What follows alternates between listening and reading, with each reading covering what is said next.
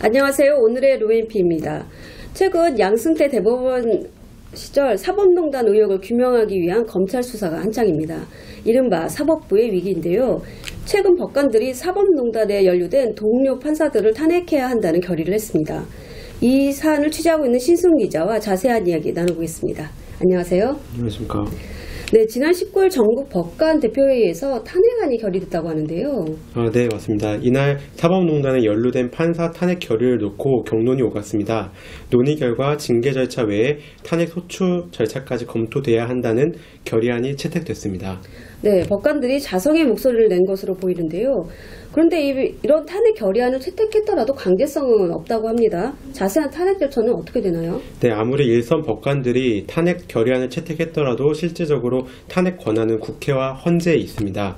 우선 국회의원 제적의원 3분의 1 이상 동의가 있어야 발의가 가능하고, 발의가 되더라도 본회의를 통과해야 합니다.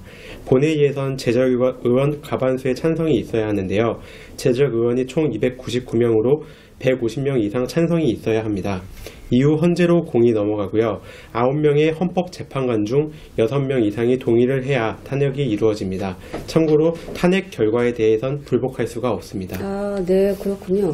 근데 이런 법관들의 탄핵 결의안 채택을 놓고 정치권에서는 반응이 좀 엇갈린다고 하죠. 여야의 입장이 어떻게 다른가요? 네, 맞습니다. 여당인 민주당은 법관 탄핵에 긍정적인 입장입니다. 헌법상 재판관은 법률과 양심에 따라 재판을 해야 한다고 나와 있는데, 사법농단에 연루된 판사들이 헌법을 위배했기 때문에 판사직을 뺏어야 한다는 것입니다. 반면 자유한국당은 법관 탄핵에 부정적입니다.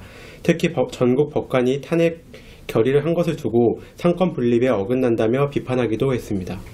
네, 그렇다면 이제 김명수 대법원장이 어떤 입장을 갖고 있는지가 궁금해지는데요.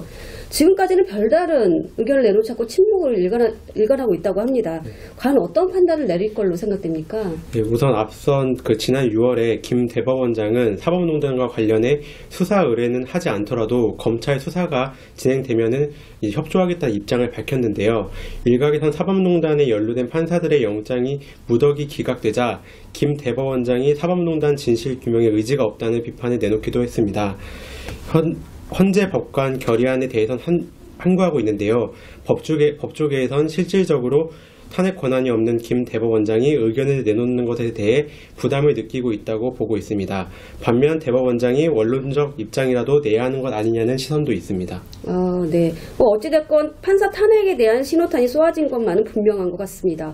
앞으로 상황은 어떻게 진행될 것으로 보이나요? 네, 사법농단과 관련한 검찰 수사가 진행되고 있는 만큼 향후 사법농단 재판에서 잘잘못이 명확히 드러날 것으로 보입니다. 판사 탄핵과 관련해선 정치권에서 목소리가 엇갈리는 만큼 탄핵 논의가 해를 넘길 수 있다는 전망이 나오고 있습니다.